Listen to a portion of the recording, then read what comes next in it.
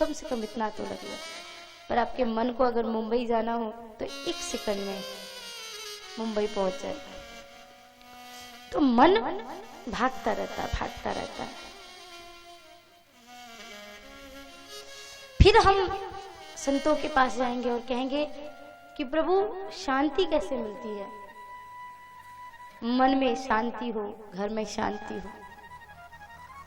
इसका कारण, इसके उपाय आपको कोई नहीं दे सकता। हम बड़े बड़े भले ही ग्रह शांति की पूजा करवा ले और भी कुछ करा ले या कि कुछ भी करें, लेकिन जब तक आप खुद प्रयास नहीं करोगे तो ये मन शांत नहीं हो सकता। पैसे हैं किसी के पास करोड़ों रुपए, बहुत एकांत जंगल में जाके उसने बड़ा सा बंगला बना लिया, पर पैसों से सिर्फ एकांत मिल सकता है, शांति तो वहां भी नहीं मिल सकती आपको क्या लगता है कि हम सब यहाँ पे शांत हो जाएं तो यहाँ शांति है? इसे शांति नहीं कहते। हमारे मन की जो तरंगे हैं वो एक एक क्षण में हजारों बार चलती रहती हैं, पता नहीं कहां कहां भटकती रहती है। दादी जी पूजा करने बैठी हों और पोता रोने लगे तो दादी जी खींच के थप्पड़ मारती है, नालायक पूजा भी नहीं करने देता। ये है मन की उद्विग्नता कि मन पूजा में नहीं है, पोते के रोने की आवाज में लगा है। अगर वाकई पूजा में मन होता तो पोते के रोने की आवाज सुनाई भी नहीं देती हमें। ये सत्य है। स्वामी रामकृष्ण परमहंस के पास एक सेठ गया कलकत्ता का। उसने कहा, स्वामी जी मैंने सुना है आपको काली मैया दर्शन देती हैं। स्वामी जी ने कहा, हाँ सही सुना है। अच्छा तो एक काम करोगे, इस बार जब काली मैया तुम्हारे पास आए तो तुम उन्हें मेरे पास भेज देना। परमहंस जी ने कहा, ठीक है भेज दूंगा, पर अपना कोई एड्रेस कोई पता तो देता जा। कहाँ भेजूंगा? सेठ ने अपनी जेब से एक विजिटिंग कार्ड निकाला और स्वामी जी के हाथों में दिया। परमहंस जी ने पढ़ा, बोले मूर्ख, ये तो तेरे ऑफिस का, तेरे कारखाने का पता है, तू मुझे अपना पता दे। मेरा पता? 1 मिनट रुकिए। सेठ ने दूसरा विजिटिंग कार्ड निकाला, हाथ में दिया। परमहंस जी ने पढ़ा और कहा, अरे नालायक, ये तो तेरे घर का, तेरे बंगले का, तेरे घोंसले का, तेरे आशियाने का पता है, तू मुझे अपना पता दे। सेठ घबरा गया, अपना पता मतलब क्या है आपका? स्वामी रामकृष्ण परमहंस ने कहा कि अपना पता मालूम नहीं है और चला है काली मैया के दर्शन कर ले। जा पहले पता लगा कि तू कौन है, तेरा पता क्या है, तू कहां से आया है। जिस दिन तुझे पता चल गया कि मैं कौन हूं, उस दिन मुझे काली मैया को तेरे पास भेजना नहीं पड़ेगा, काली मैया स्वयं तेरे पास चल के आ जाएगी। किसी ने बहुत अच्छी बात कही है, पत्थर अहम का क्या करे गलता नहीं, सब दिए जलते मगर मन का दिया जलता नहीं, खोजते ही खोजते ढल जाती है जीवन की शाम, सबका पता मिलता मगर अपना पता मिलता नहीं। सबके पते मिल जाते हैं, ये बहुत बुरा है, अरे ये तो बहुत अच्छा है। हम दूसरों को अच्छा बुरा कहने में सारी जिंदगी गंवा देते हैं, कभी ये तो हम देखें कि हम कितने अच्छे हैं और हम कितने बुरे हैं। अपने आप की बात हम कभी नहीं देख पाते। देखिए कथा में श्रीमती निद्रा देवी जी बड़ा व्यवधान डालती हैं। कभी कभी व्यक्ति कथा सुनते सुनते सोने लगता है। एक माता जी आई और कहती, साध्वी जी घर में तो नींद की गोली लेनी पड़ती सोने के लिए, पर कथा में आओ ऐसी प्यारी नींद आती, मैं क्या बताऊं। तो देखो निद्रा देवी ना है, इसलिए बीच बीच में श्री राधे अवश्य बोलते रहना। प्रेम से बोले श्री राधे। श्री राधे।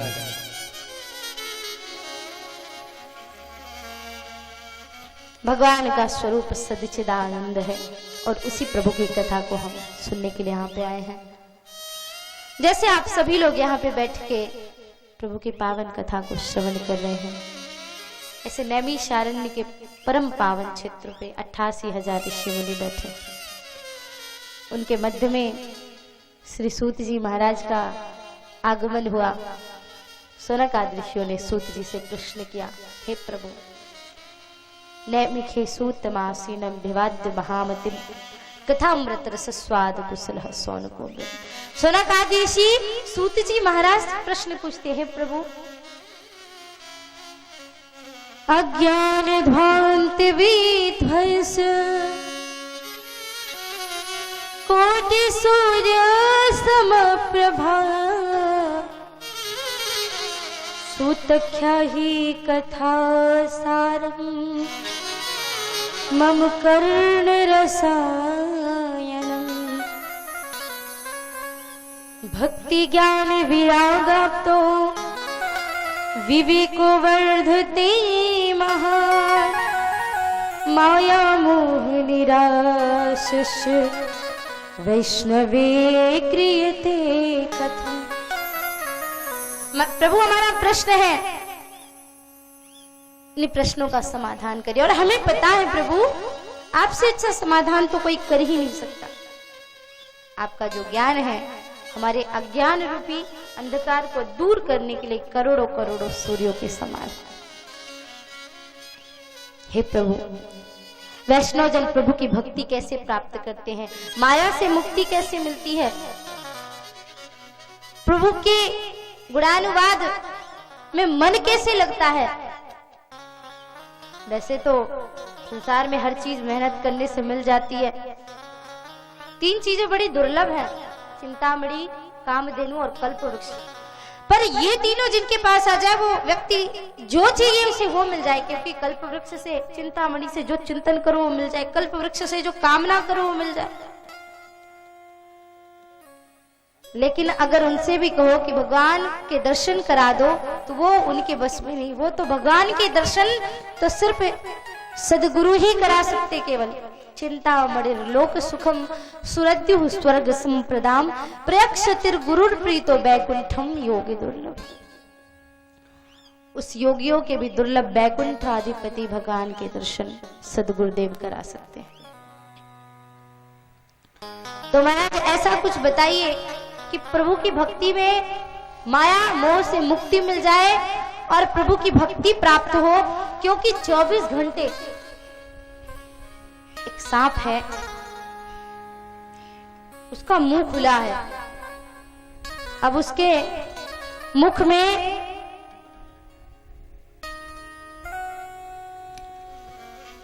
एक ऊपर मुंह है और एक मुख नीचे तरफ है।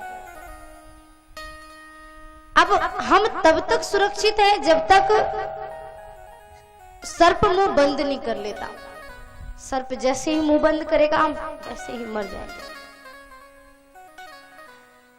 उसी प्रकार सारा संसार काल के गाल में फंसा हुआ है। हम सभी ये समझ लो कि एक क्षण अभी भी सुरक्षित नहीं है। मृत्यु कब आ जाए और हम कब चले जाए हमारा कोई भरोसा नहीं। सूत जी महाराज बड़े प्रसन्न हुए, कहा कि महाराज आपने बड़ी अच्छी बात कही है और हम समझ गए कि आप प्रभु की कथा सुनना चाहते हैं। और वाकई में ये कथा बड़ी दुर्लभ है। एतस्माद् परम किंचिन मनहि शुद्धे न विद्यते जन्मांतरे भवेत् पुण्यम तदा श्रीमद् भागवतम लभेत। जब कई जन्म जन्मांतर के पुण्यों का उदय होता है तभी हमें प्रभु की परम मंगलमय कथा सुनने का सौभाग्य प्राप्त होता है।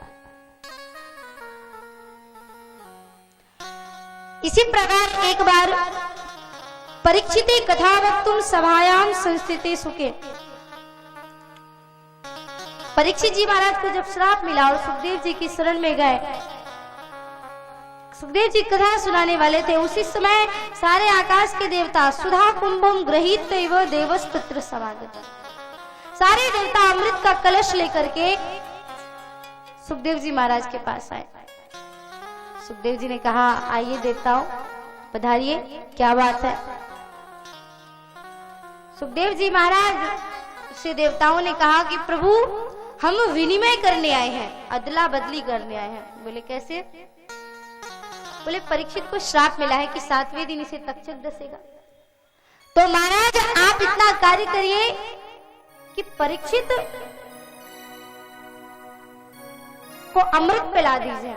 तो एक तक्षक क्या करोड़ों तक्षक डसे तो परीक्षित का बाल बांका नहीं हो सकता।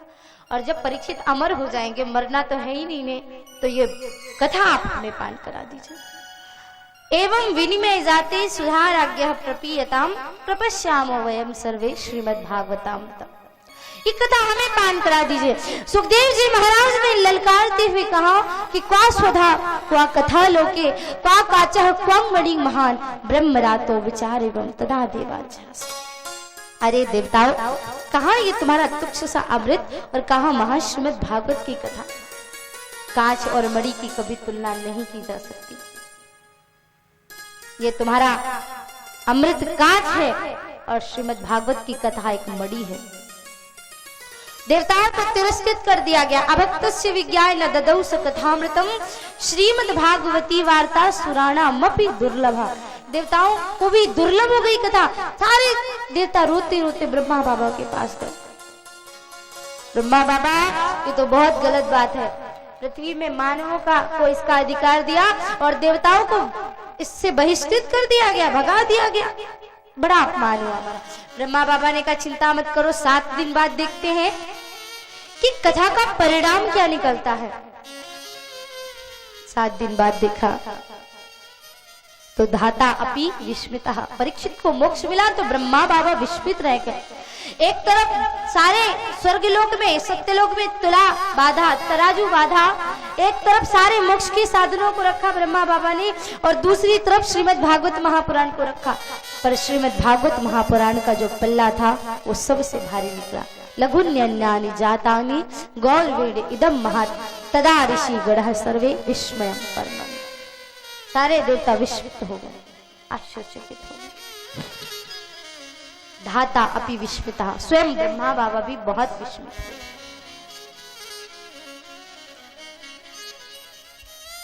एक बार आप सभी जानते होंगे, इतिहास सभी जानते हैं कि स्वामी विवेकानंद जी महाराज अमेरिका में शिकागो के सम्मेलन में गए। वहां के धर्मगुरु विवेकानंद जी को बहुत अपमानित करना चाहते थे। अपमानित करने की सारी हदें पार कर दी, पर किसी भी तरह उन्हें क्रोध नहीं आया। तो उन्होंने कहा कि इनको भारतीयों को अपमानित करेंगे, इनके संस्कृति का अपमान करो तो वे वैसे ही लज्जित हो जाते हैं।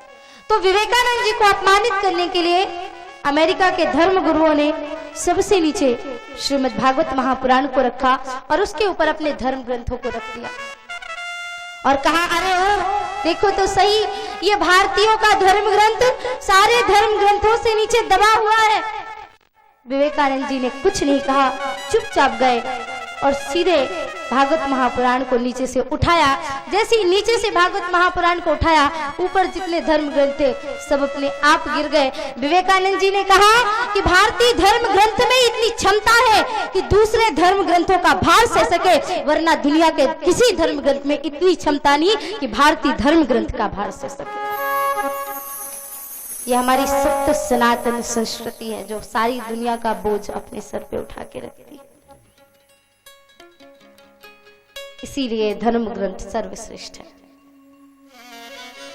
ये वही कथा है जो नारद जी महाराज को सनकादियों ने सुनाई थी। महाराज कैसे? एक बार एकदा ही विशालायाम चत्वार ऋषियों अमालया, चारों भैया सनक सनंदन सनातन सनत कुमार भद्रकाश्रम में सत्संग के लिए आए थे। नारद जी महाराज को उधर से जाते हुए देखा, मुख मलिन है, उदास है। पूछा कारण क्या है? नारद जी महाराज दुखी होकर कहने लगे, प्रभु अहम तो पृथ्वी या तो ज्ञात्वा सर्वोत्तमामिति पुष्करम चा प्रयागम चा काशीम गोदावरीम तथा हरिक्षेत्रम कुरुक्षेत्रम श्रीरंगम सेतु बंधनम एवं आदेशु तीर्थेषु भ्रममाणे तस्ततः। मैं गंगा जमुना काशी गोदावरी हरिक्षेत्र कुरुक्षेत्र श्रीरंग सेतु बंधन रामेश्वर हर जगह गया, पर पृथ्वी लोक में मुझे कहीं शांति ही नहीं मिली। मेरा मन बड़ा उद्विग्न रहने लगा। जहां देखो छल कपट दम लालच झूठ, सबके मन में यही रह गया है। ना साधु शाही में प्रसन्नता है, ना गृहस्थी में। गृहस्थियों का तो रूप देखने लायक नहीं है महाराज। बोले क्या हो गया? बोले तरुणी प्रभुता गेहे शाल को बुद्धिदायका कन्या विक्रीर्णो लोभा दंपति नाम सफल। दहेज की आड़ में दुल्हन का क्रय विक्रय किया जाता है, लड़की को पैसों के लालच में बेचा जाता है। भागवत महापुराण ने वो बात बताई थी, भविष्यवाणी की थी, और आज वो बात हमारे सामने है। लव जिहाद के माध्यम से भारत देश में पता नहीं कितनी मासूम भारतीय कन्याओं को जिहादी लेके जाते हैं और दूसरे देशों में ले जाके उनको बेच देते हैं। और इसका सबसे बड़ा यही कारण है, कमजोरी हमारी है कि हम भारत देश से कन्याओं का अपमान कर रहे हैं। हमारे घर में हमारी बहनों को, हमारी बेटियों को प्रताड़ित हम करते हैं, तरह तरह की यातना देते हैं, तो उनको लोग गुमराह कर लेते हैं और गुमराह करके उनका शोषण किया जाता है। हम उस परंपरा के संवाहक हैं जहाँ पे माँ जगदम्बा ने सारी माताओं के अंदर अपना स्वरूप भरा है, और उस स्त्री का, उस माँ का, उस बेटी का इस भूमि में इस तरह से अपमान हो, ये सही नहीं। आजादी के इतने वर्षों पूर्व बाद भी लोग 26 जनवरी मनाते हैं और कहते हैं हम आजाद हो गए, हम खुशी हैं। 15 अगस्त मनाते हैं, हम खुश हैं। क्या हम अभी भी आजाद हुए हैं? करे स्वागत किस तरह तेरा हम जश्न आजादी। खड़े हैं सामने कितने दहकते प्रश्न बुनियादी, उगी आंखों में बेचैनी, अधर पे मौन ठहरा है। यहाँ कुछ बंधुओं में मजहबी उन्माद गहरा है। हवा में कब कभी इंसान खूह में सन रहे होंगे, अभी बारूद के बादल कहीं पे बन रहे होंगे। कहीं षड्यंत्र की मलिका मल्हारे गा रही होगी, कोई टोली किसी का कत्ल करने जा रही होगी, कहीं फिरका परस्तों की जहालत पंख फैलाए। इस भारत भूमि में कहीं है ग्रास हंसों का कौवे छीन ले जाते, कोई मजबूर कचरे से दाने बीन कर खाते, कहीं दहेज की आग में दुल्हन मेहंदी रचाती है। करे स्वागत किस तरह तेरा हम जश्न आजादी। क्या ये आजादी है कि हमारी भारत भूमि में आज भी हम गुलाम बन के बैठे हैं? स्वतंत्र नहीं है, मानसिकता स्वतंत्र नहीं हुई। तरुणी प्रभुता आ गई है, घर में बहू आ गई, माता पिता का सम्मान खत्म हो गया। माता पिता ने कहा कि बेटी का विवाह कर दे, निवृत्त हो जाए अपने कार्य से। माता पिता ने अच्छे के लिए किया कि बेटे को धन दिया, दौलत दी, सारी संपत्ति उसके नाम कर दी, अब बेटा हमारी सेवा करेगा, ये माता पिता की आस रहती है। और वो बेटा अपनी पत्नी के हाथ में चाबी देगा, तुझे जो करना है तू कर। और वो सास ससुर को कहेगी आप तो या फार्म हाउस में जाके रहो या तो वृद्धाश्रम में जाके, इस घर में आप शोभायमान नहीं लगते। हमारे दोस्त आते हैं, हमारे फ्रेंड सर्कल आते हैं, हमारी इंसल्ट होती है। आजकल की बहुएं अपनी बच्चों को आयाओं में रखना ज्यादा पसंद करती है। वो कहती है कि दादी के पास मत जाना, वो तुझे पुराने वाले की कहानियां सुनाएगी और तू ओल्ड फैशनेबल हो जाएगा। घर से बूढ़ों का, बड़ों का सम्मान खत्म होता जा रहा है। घर में कोई बड़ा काम करेंगे तो बड़ों से कोई सलाह लेंगे ही नहीं। अगर कोई बहुत बड़ा फंक्शन करना है, कोई बहुत बड़ा काम करना है, तो ससुराल से साले साहब को बुलाया जाता है सलाह लेने के लिए। देखो भाई, हमारे वृंदावन में तो एक कहावत है, दीवार बिगाड़े आरो ने घर बिगाड़े सारो। दीवार में ज्यादा अलमारी रखोगे तो दीवार कमजोर हो जाएगी, और घर में ज्यादा साली की सलाह लोगे तो घर कमजोर हो जाएगा। महाभारत में शकुनी की सलाह से क्या हुआ आप सभी जानते हैं। तो घर में बड़ों की छत्र छाया होना बहुत आवश्यक है। इसलिए माता पिता का सम्मान। नारद जी महाराज ने कहा सब लुप्त हो गया, मेरे मन को कहीं भी शांति नहीं मिली, बहुत दुखी हुआ मैं। श्रीधाम वृंदावन आया। और जैसे ही मैं श्रीधाम वृंदावन आया, मेरे मन को थोड़ी सी शांति मिली, मन को शांति मिली। और मिले भी क्यों ना, भगवान का जो हृदय स्थल है श्रीधाम वृंदावन,